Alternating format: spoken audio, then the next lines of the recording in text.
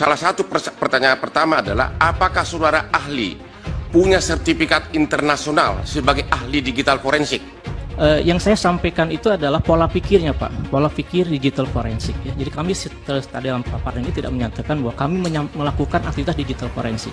Karena memang kalau digital forensik secara resmi itu harus ada request, harus ada banyak prosedural ya. Nah, yang kita lakukan itu adalah berdasarkan data dan fakta yang ada ya. Yang kalau berkaitan dengan kompetensi, alhamdulillah saya sudah hampir 20 tahun bergelut dalam dunia digital forensik. Punya S2 digital forensik, S3 pun juga digital forensik. Kalau untuk masalah sertifikasi dulu pernah mengikuti beberapa. Saya Bunda Mary, kami datang dari Lampung untuk mensupport kepada Bapak Anies dalam sidang MK hari ini. Kita menggugat atas ada indikasi dugaan kecurangan di dalam Pilpres kemarin. Kami dari daerah berkumpul, tentunya teman-teman tim hukum di dalam itu sudah membawa data-data fakta-fakta yang akan digugat di persidangan nanti. Yang jelas itu kami sebagai rakyat ingin memiliki seorang pemimpin yang ngerti tentang etik. Dari awal saja itu Gibran paslon nomor 2, calon wakil presiden itu sudah melanggar kode etik di MK maupun di KPU. Nah, ini hal yang inti ya. Kami tidak ingin negara ini dipimpin oleh seorang pemimpin yang tidak ngerti tentang etik. Untuk kuasa hukum Andre Ian Gunawan ini sudah dicoret. Apakah yang bersangkutan masih tetap dipertahankan atau bisa diberi penjelasan? Dicoret. Baik, kami keluarkan dari tim hukum 01 ya, perkara nomor 1 ya. Kemudian berkaitan dengan kartu tanda anggota advokat, ada yang sudah kadaluarsa, Pak Ikhwan Setiawan, mau nanti diupdate kembali. Kemudian kuasa hukum Pak Repli, Pak Said Kemal Julfi, Pak Iksan Prastia, dan Pak Fikih Aprilia. Tidak ada kartu anggotanya, supaya nanti dilampirkan pada persidangan berikutnya. Dua-duanya didiskualifikasi, atau kalau memang tidak bisa dua-duanya, satu saja cukup, yaitu Gibran, dan diulang pemungutan suaranya. Dan harusnya kalau keberatan terhadap Gibran ini kan berulang-ulang dibilang, sama misal Hotman Paris bilang sudah bertemu 5 kali debat kok, sudah salaman, rangkul-rangkul, masa nggak mengakui orang, ya kan? Ini kan secara hukum itu pengakuan, itu nggak ada keberatan. Waktu mengambil nomor juga terima aja semua. Harusnya ketika mau dimulai keberatan, tapi kan tidak keberatan. Keberatan semua ini, gugatan semua ini ada ketika kalah, ya kan?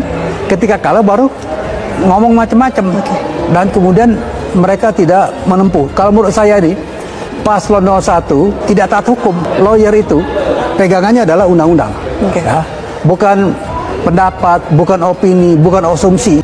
Bahwa tampak aneh apabila pemohon baru mendalilkan dugaan tidak terpenuhinya syarat formil pendaftaran pasangan calon presiden tahun 2024 setelah diketahui hasil penghitungan suara.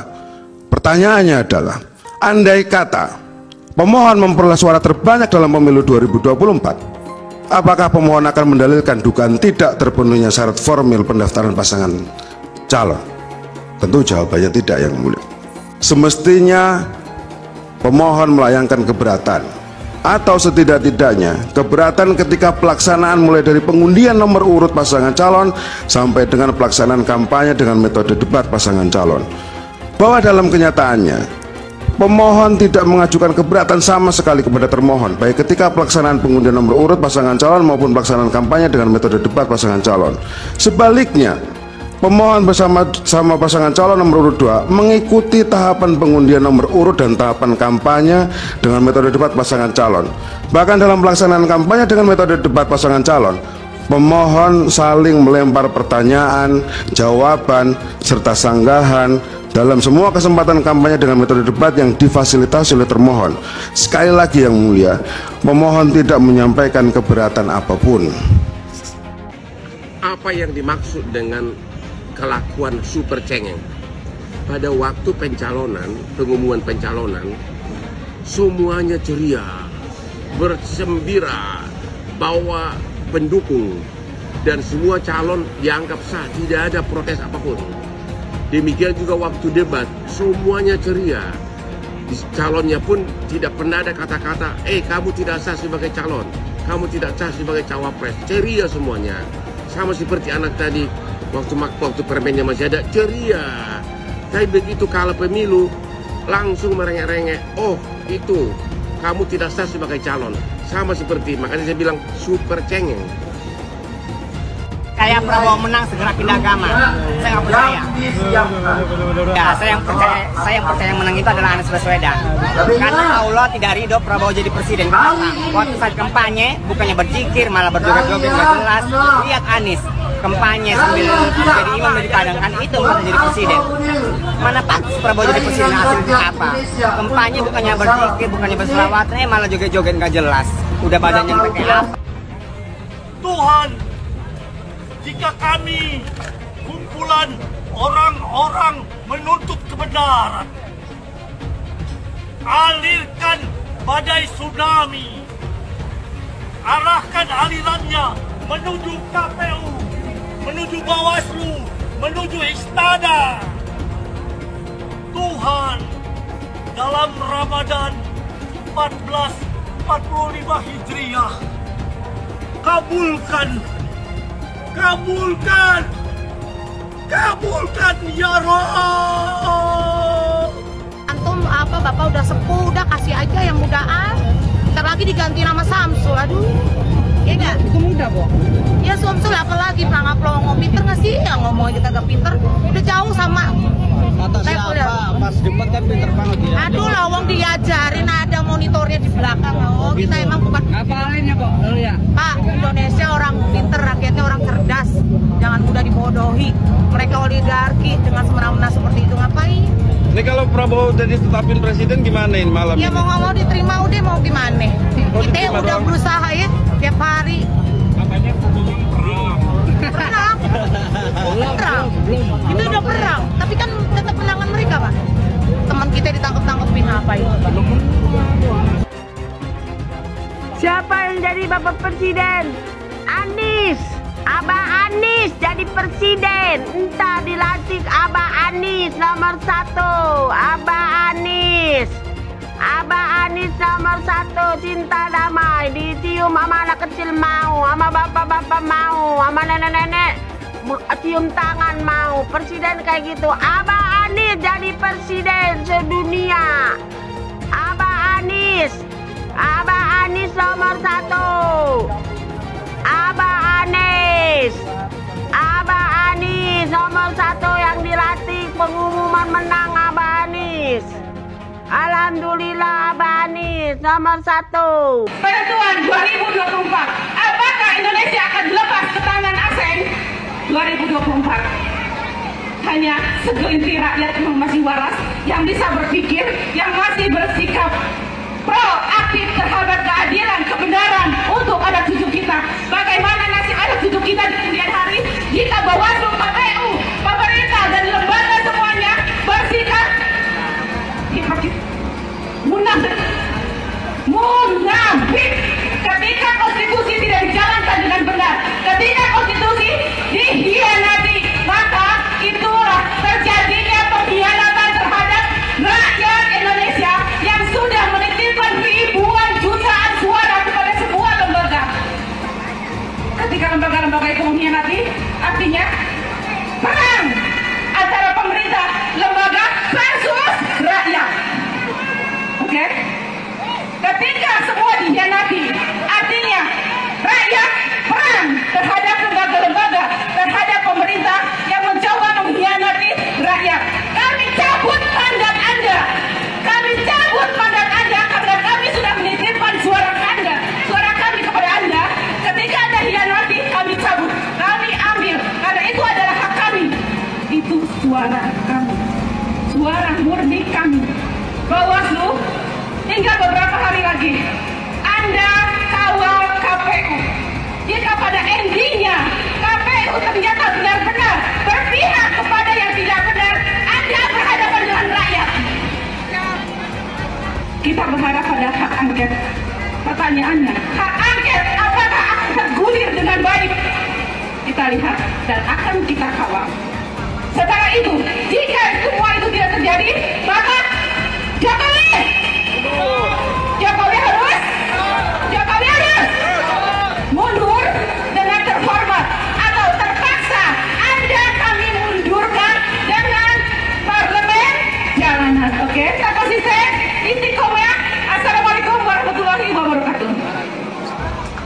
Pilpres sudah sebulan lalu dan Pak Anies masih menyindir Pak Prabowo, tapi itu haknya Pak Anies. Saya hanya ingin menambahkan informasi. Pertama, di era demokrasi Pak Prabowo pernah merasakan menjadi oposisi selama 10 tahun, sedangkan Pak Anies belum pernah menjadi oposisi. Kedua, salah satu prestasi Pak Prabowo saat menjadi oposisi adalah memberikan rekomendasi mendukung membiayai ribuan orang untuk menjadi kepala daerah, termasuk salah satunya adalah Pak Anies Baswedan, sehingga beliau bisa menjadi gubernur DKI Jakarta. Jadi, jauh lebih dulu Pak Anies menjadi pejabat pemerintahan ketimbang Pak Prabowo. Pak Anies jadi menteri selama 2 tahun, jadi gubernur selama 5 tahun. Semua jabatan itu dinikmatinya di era demokrasi, di zaman Pak Jokowi. Bahkan, saat Pak Anies sudah jadi menteri, jadi gubernur, Pak Prabowo masih menjadi oposisi. Makanya aneh, orang yang lebih banyak menikmati kerja-kerja kader partai belum pernah menjadi oposisi, tetapi menilai kinerja orang lain soal oposisi. Pak Prabowo bukan tidak tahan jadi oposisi, tetapi Pak Prabowo dan Pak Jokowi ingin menjaga keutuhan NKRI. Saya heran juga mengapa Pak Anies tidak suka dengan rekonsiliasi atau kembalinya hubungan baik antara Pak Jokowi dan Pak Prabowo. Terima kasih. Jadi Bapak Ibu sekalian, ayolah kita sama-sama, kita kompak, Pilpres sudah selesai, jangan lagi ada nomor-nomor sana nomor situ.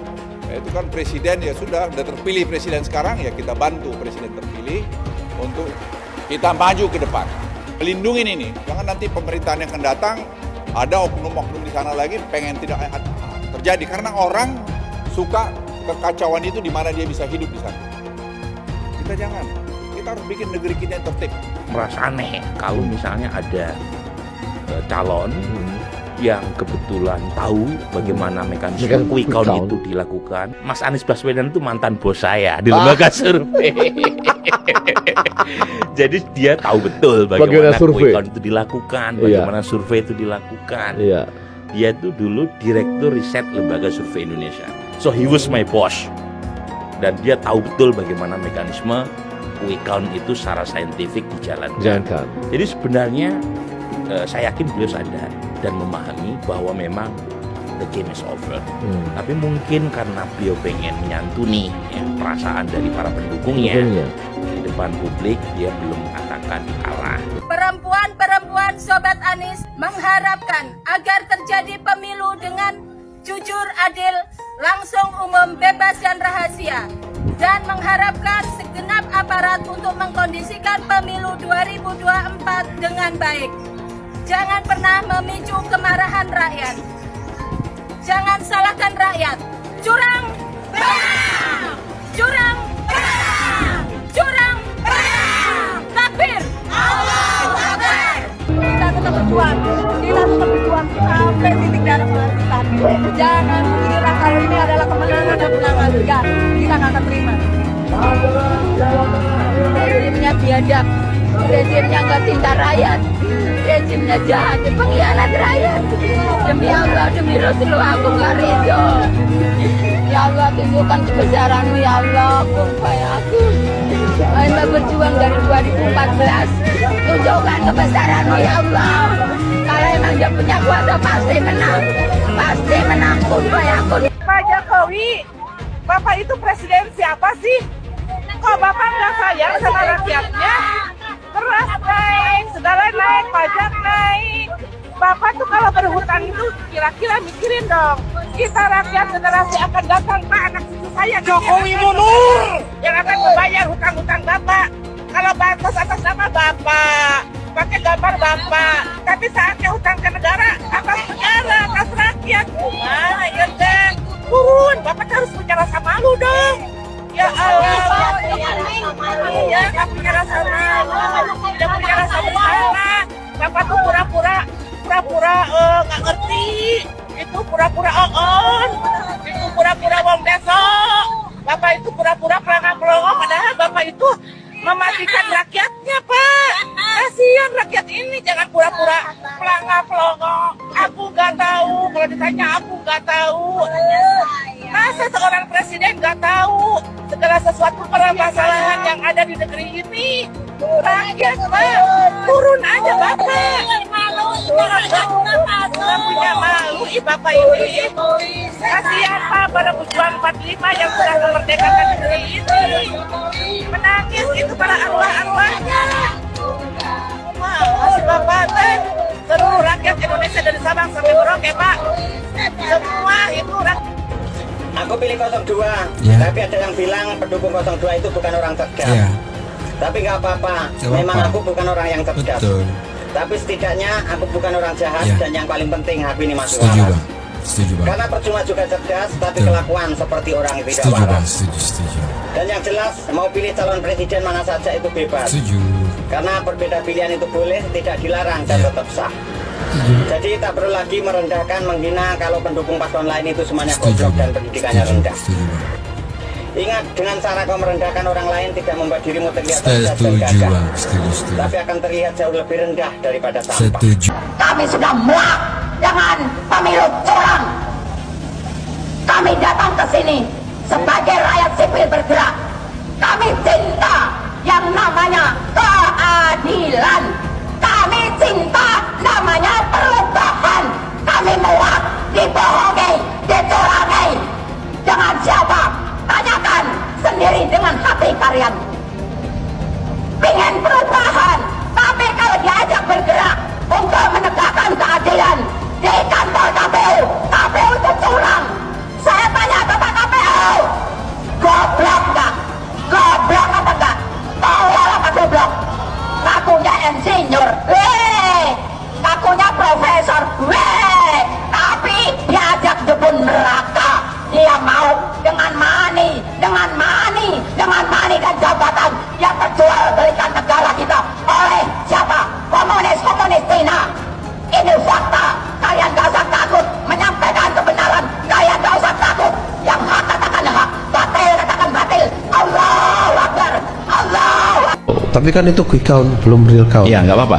Kalau tidak percaya dengan sampel, jangan periksa darah lagi di lab. Karena laboratorium itu kalau periksa hanya satu tetes darah. Kalau kita tidak percaya untuk mengetahui keseluruhan darah yang ada mengetahui. Tapi kalau kita tidak percaya dengan satu tetes darah, maka sedot seluruh darah. Dan semua yang pelaku curang wajib didiskualifikasi. Audit KPU, audit ketua KPU, audit anggota KPU, audit sistem KPU. Temukan siapa pelaku pidana, tangkap dan hukum. Baru kita pikirkan pemilu ulang. Kalau tidak ada audit KPU, tidak ada audit ketua KPU, maka kita wajib menolak apapun hasil dari yang diputuskan oleh KPU. Siap lawan, siap lawan, siap lawan, Allahu Akbar. Seharusnya pemilu diulang sampai Anies menang. Catat ya, tahun 2024 pasti ada yang menuding KPU itu curang. Pilpres, apakah curang? Pilpres juga ada curang, tapi itu di bawah, bukan kontestan, bukan pemerintah. Di bawah, dan sama-sama curang. Oleh sebab itu di Pilpres itu, kalau kecurangannya tidak signifikan, curang 10.000 suara. Terbukti, yang satunya curang juga 5.000 suara. Apakah pemilu batal? Nggak bisa, kalau nunggu pemilu bersih, pemilu nggak akan selesai. Oleh sebab itu yang curang-curang itu diselesaikan melalui hukum pidana. Curang, bawa ke pengadilan, terbukti 500.000 dia curang, tetap menang dia. Karena 500.000 ini kalau diberikan ke saya, tetap kalah 4 juta. Tapi apakah yang curang 500.000 itu dibiarkan? Tidak. Itu ke pengadilan pidana. Teman-teman, saya harus bilang bahwa orang-orang yang semakin panik dengan tingginya approval rate atau tingkat kepuasan publik terhadap Pak Jokowi, semakin hari semakin biadab. Di jagat dunia maya, ramai mereka sebut Pak Jokowi sebagai pengkhianat, pembohong, dan lain-lain. Ramainya upaya pembusukan kepada Pak Jokowi yang saya duga adalah sebagai upaya elektoral untuk menghentikan fenomena tingginya approval rate Pak Jokowi. Dinyinyirin seolah Pak Jokowi membagikan bansos untuk meningkatkan tingkat kepuasan masyarakat. Padahal saat menyusun program bansos, setidaknya 8 kementerian itu dilibatkan. Bahkan kebutuhan akan bansos ini dikaji secara teknokratik oleh Bappenas, dianalisis perspektif keuangannya oleh Kementerian Keuangan, lalu disetujui oleh DPR RI yang lintas fraksi. Saat itu nggak diributin, bahkan disetujuin. Lalu kenapa sekarang diributin? Ya program bansosnya diributin, ya Pak Jokowi yang bagiin langsung bansosnya juga diributin. Ya karena yang ributin ini dulu belum merasakan dampak elektoral dari pecah kongsi dengan Presiden Jokowi. Ketika dampak tersebut udah dirasain, mereka sibuk menyerang Pak Jokowi dengan membabi buta. Jangan hanya karena adanya korelasi negatif antara kepuasan rakyat terhadap kinerja Pak Jokowi dan elektabilitas si Copras-Capres, maka terkesan takut kalau Pak Jokowi dicintai rakyat. Bahkan mereka nggak ada yang bisa buktiin semua tuduhan yang mereka tembakin ke Pak Jokowi. Justru dari kubu mereka lah yang pernah terbukti melakukan kecurangan. Saya mensyukuri kenapa kalah, kenapa ditahan. Saya bersyukur atas itu semua. Saya coba bayangkan ya, kalau seandainya waktu itu kita menang gitu ya, hari ini belum tentu kita bisa nikmati seperti ini. Kita bersyukur 5 tahun Tuhan izinkan kasih ke orang yang pintar ngomong untuk kerja. Coba kalau kita bayangkan gitu ya, kalau kemarin saya masih jadi gubernur, ini saya udah turun ini. Tapi yang pintar ngomong itu dikira orang hebat kan? Ini lebih berbahaya tahun 2024, langsung ketahuan karakternya. Langsung ketahuan itu. Di saya juga ada kutipan Pak di kamar saya Pak. Tulisannya, Jakarta telah mengambil keputusan yang fatal. Jangan hanya konsentrasi pada pembangunan benda-benda mati yang indah difoto dan bisa ditunjukkan dalam 5 tahun hasilnya. Kalau kita mau menilai sebuah janji, maka lihat janjinya atau lihat kenyataannya. Dulu janjinya apa ya? Dan ini aneh, betul-betul aneh. Ini bukan kampanye, tapi saya sampaikan di sini. Di satu sisi menyiapkan jalur-jalur air untuk dikirim ke laut, di sisi lain di lautnya dipasang dengan pulau reklamasi, tinggal tunggu waktu jadi rob, air balik. Dan ini melawan sunatullah. Kenapa? Air itu turun dari langit ke bumi, bukan ke laut. Harusnya dimasukkan ke dalam bumi, masukkan tanah. Di seluruh dunia air jatuh itu dimasukkan ke tanah. Bukan dialirkan pakai gorong-gorong raksasa ke laut. Jakarta telah mengambil keputusan yang fatal. Bukan banjir, itu memang parkir air. Bukan banjir, itu memang parkir air. Masyarakat berkeliling dengan membawa toa untuk memberitahu semuanya, termasuk sirine. Ibon 82 miliar. Apa alat transportasi yang dimiliki oleh hampir setiap orang? Alat transportasi yang dimiliki semua orang adalah kaki. Kalau seandainya orang Jakarta percaya Pak Anies jadi gubernur pun, saya berani jamin kok dia akan lakukan normalisasi yang sama seperti saya lakukan kok. Gak usah bohong lah. Ketika air sampai di muara, maka siap untuk dipompa ke laut. Pancasila Soekarno, ketuhanan ada di pantai. Anak Tuhan dari mana? Kalau Yesus anak Tuhan, bidangnya siapa? Besok di seluruh wilayah Indonesia kami katakan dan Iblis hanya menggoda orang yang beriman. Makanya jarang-jarang orang kafir kerasukan setan. Yang kerasukan setan itu orang baik-baik. Jarang, saya belum pernah nengok Cina kerasukan setan. Pernah tak Ahok itu kerasukan setan? Enggak, setannya juga pernah. Karena sesama setan dilarang saling menggoda. Karena di salib itu ada jin kafir. Karena di salib itu ada jin kafir. Karena di salib itu ada jin kafir. Haleluya. Kepalanya ke kiri apa ke kanan? Kepalanya ke kiri apa ke kanan? Tetap percaya salib itu lambang mulia, bukan jin. Kok ketawa? Aku nggak nyindir siapa-siapa loh. Anies merupakan antitesis daripada Pak Jokowi. Antitesis artinya bertolak belakang dengan Jokowi. Anies sudah menyatakan tidak akan melanjutkan semua program dari Pak Jokowi. Jadi semua pembangunan yang dilakukan oleh Pak Jokowi akan dihentikan oleh Anies jika Anies menjadi presiden. Lagi pula Anies didukung oleh khilafah dan pendukung Anies adalah ormas seperti FPI dan HTI. Apa kita mau FPI dan HTI kembali di Indonesia jika Anies memimpin? Anies juga dikenal sebagai bapak politik identitas yang menghalalkan segala cara untuk menggapai kekuasaannya, termasuk menggunakan politik identitas berbasis agama. Lihatlah di kasus Ahok waktu itu. Kita sudah bisa melihat hasil kerja Anies selama 5 tahun di Jakarta. Tidak ada satupun janji yang dipenuhi dan tidak ada kinerja yang bisa dibanggakan. Dari DP 0%, VOC, kelebihan bayar, Formula E, banjir, sumber resapan, jalan rusak, dan gonta-ganti nama jalan. Lihatlah rekam jejak Anies selama 5 tahun. Bayangkan Indonesia ke depan jika dipimpin oleh Anies. Dan bayangkan jika Anies menang. HTI dan FPI, Ormas Khilafah yang dibubarkan itu akan dikembalikan oleh Anies. Apakah kita mau Pancasila diganti jadi khilafah? Perkataan Ahok sudah terbukti dan Jakarta sudah menjadi korban. Jangan biarkan Indonesia menjadi korban kibulan Anies Baswedan. Umat minoritas, terutama kaum Tionghoa, tidak akan memilih Anies Baswedan. Dari 4 menteri yang rencananya dipanggil oleh Mahkamah Konstitusi itu, 3 diantaranya dikenal berintegritas tinggi dan gak bisa diajak kong kali kong sama presiden. Terobosan itu dilakukan oleh Mahkamah Konstitusi. Dan terobosan ini bisa jadi bakal bikin Presiden Jokowi benar-benar senewan. Benar-benar nggak bisa tidur. Bagaimana tidak?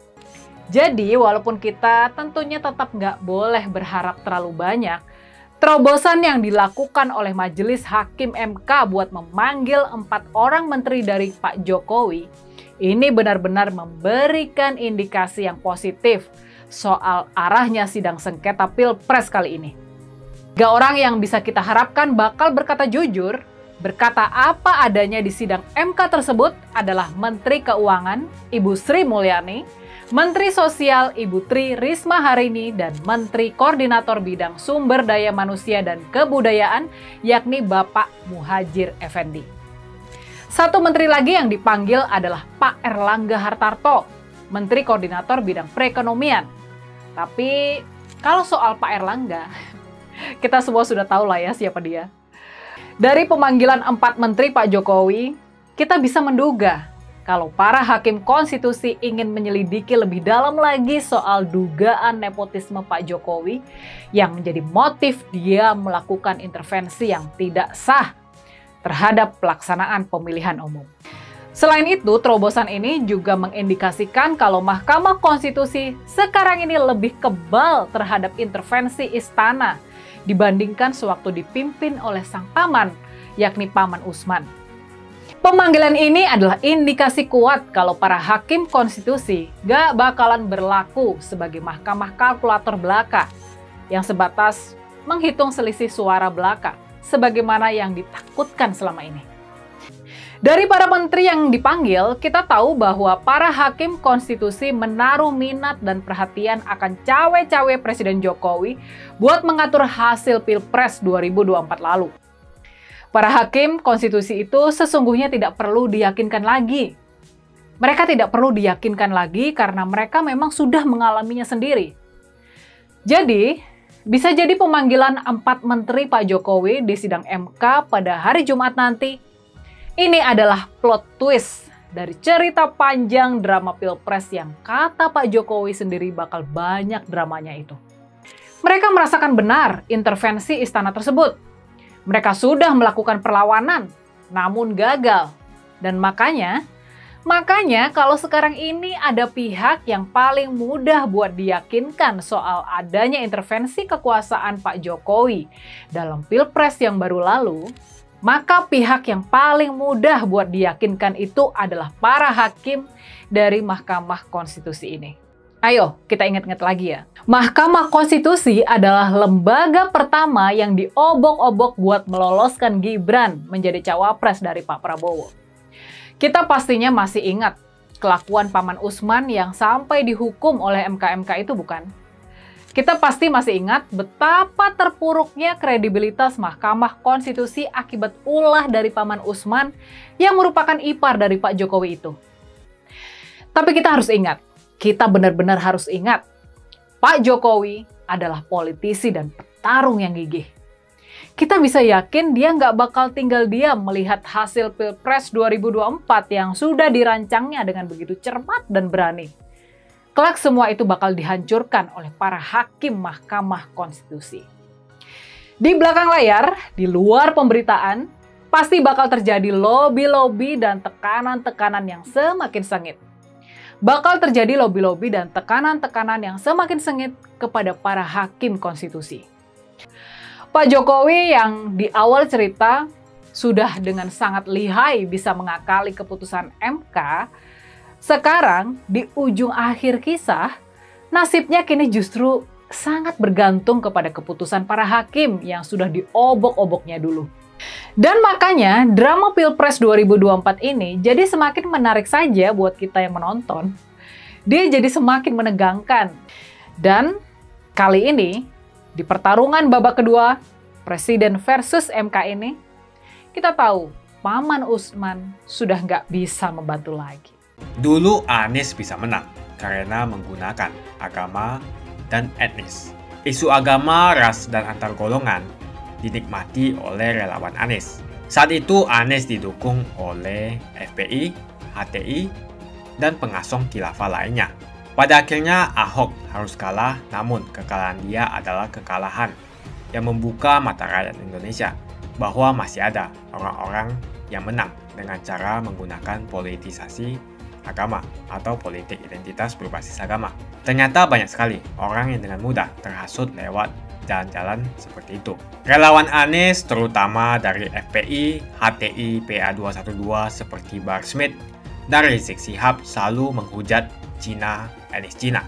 Tapi saat ini negara Cina sudah menjadi nomor 1 di dunia. Saya bangga sebagai Cina.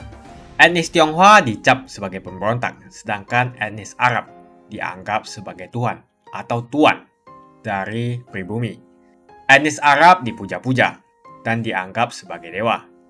Lihat saja Rizik Syihab dan Bahar Smith dipuja-puja, padahal mereka mengujar kebencian. Pengasong khilafah seperti Rizik Syihab, Bahar Smith, dan teman-teman, mereka hanya buat gaduh di Indonesia. Sedangkan negara yang mereka sanjung-sanjung itu, Arab Yaman, masih belum maju dan masih terbelakang. Saya percaya Indonesia dengan mayoritas pribumi juga akan menjadi negara maju. Seharusnya Arab Yaman belajar dari negeri Cina. Seperti kata kitab suci, belajarlah sampai ke negeri Cina. Anies dan juga pendukung Anies seperti Rizik Syihab, Bahar Smith, dan kelompok-kelompok HTI dan FPI harus belajar ke negeri Cina supaya tidak lagi melakukan kelebihan bayar. Yang jelas saya memilih pribumi, bukan yang dari Yaman. Ganjar jelas pribumi, nasionalis, dan pasti akan melanjutkan visi dan misi dari Pak Jokowi. Suara Ahok merepresentasi warga minoritas, dan etnis Tionghoa mendukung Ganjar Pranowo. Ahok pasti akan mendukung Ganjar, karena Ahok anti radikalisme. Ahok yang jelas tidak akan mendukung Anies Baswedan, karena Anies Baswedan didukung oleh kelompok khilafah, HTI, dan FPI. Ormas terlarang itu. Anies merupakan antitesis daripada Pak Jokowi dan diragukan kenasionalisannya, apalagi pribumiannya. Antitesis artinya bertolak belakang dengan Jokowi. Anies sudah menyatakan tidak akan melanjutkan semua program dari Pak Jokowi. Jadi semua pembangunan yang dilakukan oleh Pak Jokowi akan dihentikan oleh Anies jika Anies menjadi presiden. Lagi pula Anies didukung oleh khilafah, dan pendukung Anies adalah ormas seperti FPI dan HTI. Apa kita mau FPI dan HTI kembali di Indonesia jika Anies memimpin? Anies juga dikenal sebagai bapak politik identitas yang menghalalkan segala cara untuk menggapai kekuasaannya, termasuk menggunakan politik identitas berbasis agama. Lihatlah di kasus Ahok kali itu. Kita sudah bisa melihat hasil kerja Anies selama 5 tahun di Jakarta. Tidak ada satupun janji yang dipenuhi dan tidak ada kinerja yang bisa dibanggakan. Dari DP 0%, OKOC, kelebihan bayar, Formula E, banjir, sumber resapan, jalan rusak, dan gonta-ganti nama jalan. Lihatlah rekam jejak Anies selama 5 tahun. Bayangkan Indonesia ke depan jika dipimpin oleh Anies. Dan bayangkan jika Anies menang. HTI dan FPI, ormas khilafah yang dibubarkan itu, akan dikembalikan oleh Anies. Apakah kita mau Pancasila diganti menjadi khilafah? Bagian Indonesia Timur yang mayoritas non-muslim seperti Bali tidak akan setuju dengan khilafah atau sistem khilafah. Mungkin Indonesia akan bubar jika Anies menjadi presiden. Perkataan Ahok sudah terbukti dan Jakarta sudah menjadi korban. Jangan biarkan Indonesia menjadi korban kibulan Anies Baswedan. Umat minoritas, terutama kaum Tionghoa, tidak akan memilih Anies Baswedan. Saya yakin karma Ahok mengejar Anies Baswedan. Dulu Anies memainkan politik identitas. kepada Ahok. Sekarang Anies dipertanyakan kepribumiannya karena dia teriaman. Itu saja opini saya hari ini. Tuliskan opini kalian tentang Anies Baswedan. Jika kalian setuju dengan pendapat saya di video ini, pastikan kalian menekan like di video ini dan bagikan video ini ke teman dan family Anda supaya mereka semua mengetahui tentang informasi ini.